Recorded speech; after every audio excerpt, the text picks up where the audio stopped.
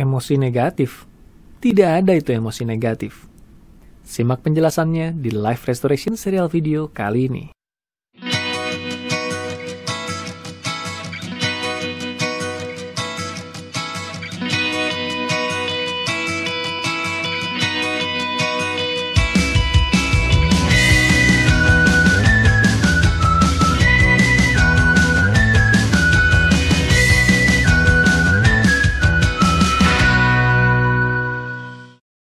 Halo para sahabat sekalian dimanapun Anda berada. Kembali berjumpa bersama saya Algus Kanalendra di Life Restoration serial video.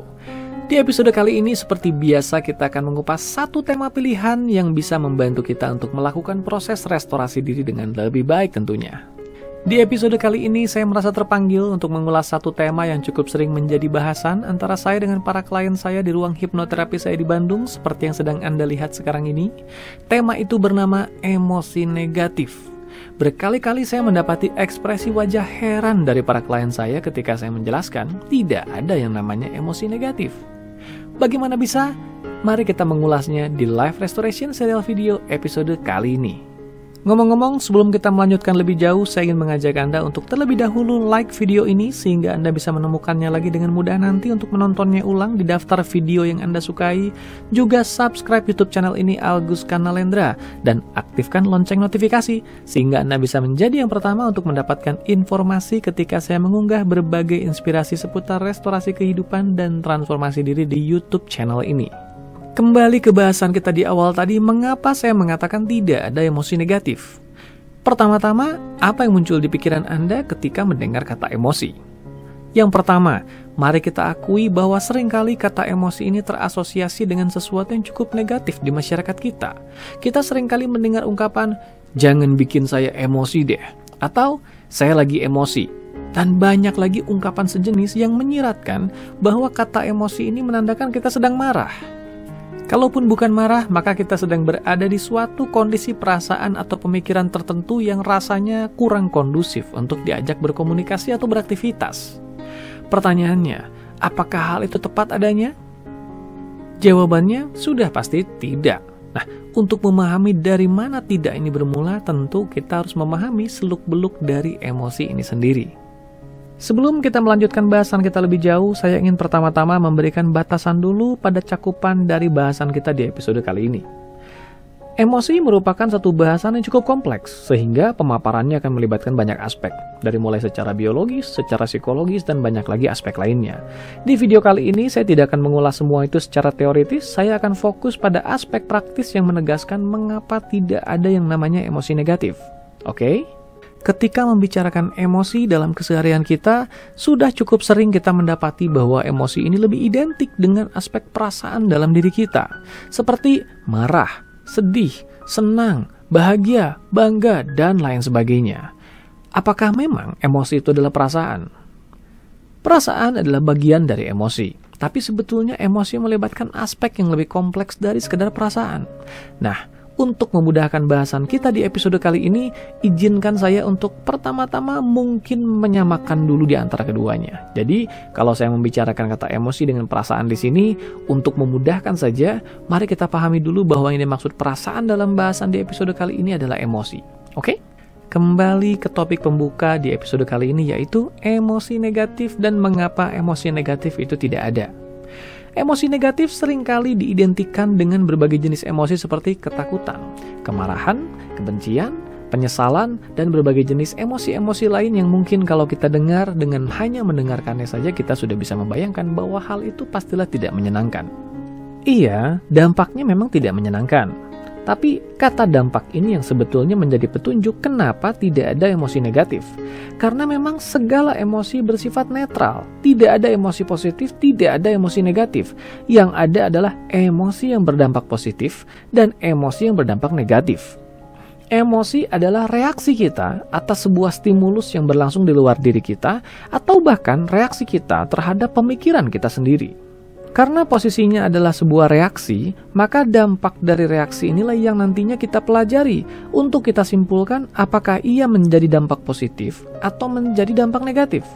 Sayangnya di situasi di mana ia memberikan dampak negatif, kemudian orang-orang melabelinya sebagai emosi negatif. Memangnya kenapa ini penting? Memangnya kenapa kalau kita menganggap emosi itu adalah sebuah emosi negatif? Sekali lagi, emosi adalah sebuah wujud reaksi alami diri kita, sehingga secara tidak langsung emosi mencerminkan bagian-bagian dalam diri kita. Ketika kita menganggap sebuah emosi bersifat negatif, secara tidak langsung kita sedang memandang diri kita secara negatif. Ketika kita membenci emosi negatif, secara tidak langsung kita sedang belajar untuk membenci diri kita sendiri.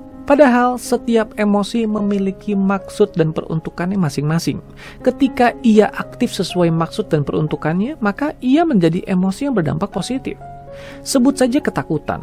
Ada banyak orang yang mengatakan saya ingin terbebas dari ketakutan. Tunggu dulu, ketakutan membawa sebuah dampak positif ingin menghindarkan kita dari mara bahaya. Anda bisa bayangkan, jika kita tidak punya ketakutan, apa yang terjadi dalam cara kita menjalani hidup? Bukankah kita bisa sembrono menjalani hidup, menyeberang jalan sembarangan saja karena tidak ada rasa takut dalam diri kita? Artinya, di kadar yang tepat, ketakutan menjadi sebuah pelindung bagi diri kita. Begitu juga dengan kemarahan. Ia menjadi sebuah mekanisme untuk menegaskan prinsip. Kita marah karena ada sebuah prinsip yang terlanggar dalam diri kita. Kita merasa marah karena ada sesuatu yang kita rasa tidak sejalan dengan harapan kita. Maka marah menjadi sebuah reaksi bagi kita untuk menegaskan dan bahkan meluruskan peristiwa yang ada di sekitar kita agar lebih sesuai dengan harapan kita. Bukankah sampai sini bisa kita lihat bahwa kemarahan pun memiliki maksud dan peruntukan positif? Begitu juga kesedihan. Kesedihan muncul sebagai reaksi karena kita merasa kehilangan, sehingga kesedihan menjadi sebuah reaksi yang membuat kita merenung agar kita tidak lagi mengalami hal yang sama. Begitu juga emosi-emosi lain yang mungkin selama ini dilabeli emosi negatif. Di balik label emosi negatif yang disematkan pada mereka, perlu kita sadari bahwa semua emosi ini memiliki maksud dan peruntukannya untuk kebaikan dan kemajuan hidup kita. Jadi, sampai sini sudah cukup jelas ya, bahwa tidak ada yang namanya emosi negatif. Yang ada adalah emosi yang berdampak negatif. Jadi, jangan benci emosinya, sadari dampaknya. Dengan melakukan hal ini kita jadi tahu bagaimana untuk memandang dan menyikapi keberadaan emosi dalam diri kita. Karena kita tadi membicarakan emosi yang berdampak negatif. Jadi, kapan dan bagaimana sebuah emosi bisa kita kategorikan emosi yang berdampak negatif? Saya biasa merangkumnya dalam dua situasi, yaitu yang pertama, konteks atau waktu dan tempat, di mana dan kapan emosi itu muncul. Sebuah emosi bisa berdampak negatif ketika ia aktif di waktu dan tempat yang salah. Ketika seharusnya di sebuah situasi kita merasa tenang dan baik-baik saja, kita malah merasa cemas, kita malah merasa ketakutan misalnya. Hal-hal ini menjadikan emosi itu memberikan dampak negatif karena ia aktif di waktu dan tempat yang bukan seharusnya. Jika emosi kecemasan dan ketakutan itu aktif di waktu dan tempat yang seharusnya, misalnya saja ketika kita berjalan sendirian di malam hari di sebuah tempat yang asing, maka bukankah kecemasan dan ketakutan ini menjadi masuk akal?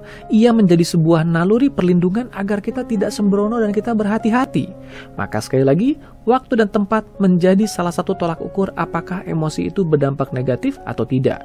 Ketika emosi itu aktif di waktu dan tempat yang salah, maka disinilah ia berpotensi membawa dampak negatif bagi diri kita. Yang kedua yaitu derajat kemunculan dari emosi ini sendiri. Ketika ia aktif di kadar yang berlebih, yang membuat kita kehilangan kendali diri, dan emosi ini akhirnya mengendalikan diri kita, menyebabkan diri kita disfungsional atau tidak bisa berfungsi secara ideal, menjalankan fungsi-fungsi ideal kita dengan cara yang salah. Disinilah saya mengatakan emosi ini sekarang mulai berdampak negatif. Nah, masuk akal bukan? Jadi sekali lagi, tidak ada emosi negatif. Dampaknya yang bisa jadi negatif.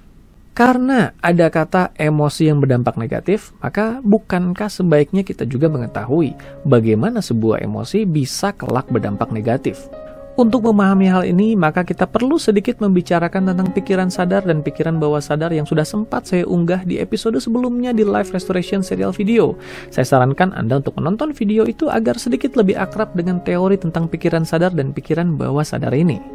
Pikiran bawah sadar adalah tempat di mana berbagai emosi tersimpan. Nah, emosi adalah sebuah reaksi terhadap stimulus tertentu seperti yang sudah saya jelaskan tadi. Pikiran bawah sadar juga memiliki fungsi untuk merekam berbagai memori atas berbagai peristiwa yang sudah kita alami dalam hidup kita. Ada kalanya, memori ini berisikan emosi-emosi yang pernah bersifat traumatis. Trauma adalah kata kunci yang membuat bagaimana sebuah emosi bisa berdampak negatif dalam kehidupan seseorang. Ketika kita pernah mengalami sebuah peristiwa traumatis yang membuat kita mengalami reaksi emosi yang berdampak negatif pada diri kita, maka saat itu sistem kesadaran pikiran bawah sadar kita merekam waktu dan tempat yang kurang lebih menyebabkan kita mengalami reaksi emosi yang berdampak negatif tersebut. Ketika di kemudian waktu di masa depan kita mengalami peristiwa yang sejenis, maka saat itu pikiran bawah sadar mengeluarkan lagi reaksi emosi yang kemudian berdampak negatif itu, karena ia merasa situasi yang dialami saat ini mengingatkannya pada apa yang pernah dialaminya dulu di masa lalu, sehingga aktiflah emosi dengan derajat yang intens dan kemudian membawa dampak negatif ini. Jadi di balik keberadaan sebuah emosi negatif, atau saat ini kita bisa menyebutkannya sebagai emosi yang membawa dampak negatif, sebetulnya tersimpan sebuah rekam jejak masa lalu yang membuat emosi ini kemudian memberikan dampak negatif. Satu pertanyaan penutup yang seringkali menjadi bahasan saya juga bersama klien adalah, lalu bagaimana menetralisir masalah emosi yang berdampak negatif ini? Jawabannya adalah, tuntaskan emosi itu tepat di sumbernya, yaitu di pikiran bawah sadar.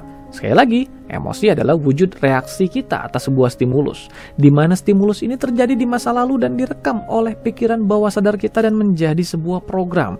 Ketika di masa kini kita dihadapkan dengan stimulus sejenis, program itu aktif menghasilkan reaksi emosi dengan derajat yang intens di waktu dan tempat yang tidak tepat dan kemudian menghasilkan dampak negatif. Maka solusinya adalah tuntaskan atau selesaikan program yang bermasalah itu tepat di pikiran bawah sadar. Ketika program yang bermasalah itu terselesaikan tepat di sumbernya, saat itu juga permasalahan emosi yang berdampak negatif ini bisa terselesaikan. Nah, sampailah kita di bahasan penutup dari episode kali ini. Sampai sejauh ini saya ingin mengajak Anda menyimpulkan dan menyadari bahwa tidak ada yang namanya emosi negatif. Hanya ada emosi yang berdampak negatif. Pandang emosi secara positif, karena emosi adalah bagian alami dari diri kita. Ketika kita bisa memandang emosi secara positif bahwa mereka memiliki maksud dan peruntukan positif, maka saat itu dimulailah proses perjalanan kita untuk bisa menyikapi dan memaknai diri kita secara positif. Kita bisa belajar untuk menangkap maksud dan peruntukan dari setiap emosi, dan kita juga bisa belajar untuk menghargai keberadaan mereka dalam diri kita. Kalaupun ternyata ada emosi yang memberikan dampak negatif dalam hidup kita, maka kita tidak memandang emosi itu secara negatif, melainkan menyadari bahwa mereka terbentuk atas sebuah stimulus di masa lalu dan menjadi sebuah reaksi yang ingin menghindarkan kita dari mengalami peristiwa sejenis. Artinya, ada sebuah pesan perlindungan di balik dampak-dampak negatif yang dimunculkan oleh emosi itu. Yang perlu kita lakukan adalah temukan cara untuk mengobati emosi itu tepat di sumbernya di pikiran bawah sadar, agar dengan itu mereka bisa kembali ke fungsi idealnya menjadi emosi yang sehat dalam diri kita. Sekian perjumpaan kita di episode kali ini. Sampai jumpa di episode-episode berikutnya di Life Restoration Serial Video bersama saya, Algus Kanalendra. Jika Anda merasa mendapatkan manfaat dari video ini, silakan like video ini agar Anda bisa menontonnya dengan lebih mudah di lain kesempatan, karena Anda bisa menemukannya di daftar video yang Anda sukai. Subscribe YouTube channel ini, Algus Kanalendra, jika Anda belum subscribe, dan juga aktifkan lonceng notifikasi, sehingga Anda bisa menjadi salah satu dari yang pertama mendapatkan informasi ketika saya mengunggah berbagai inspirasi seputar restorasi kehidupan dan transformasi diri di YouTube channel ini. Sampai jumpa, salam sehat, berlimpah, dan bahagia.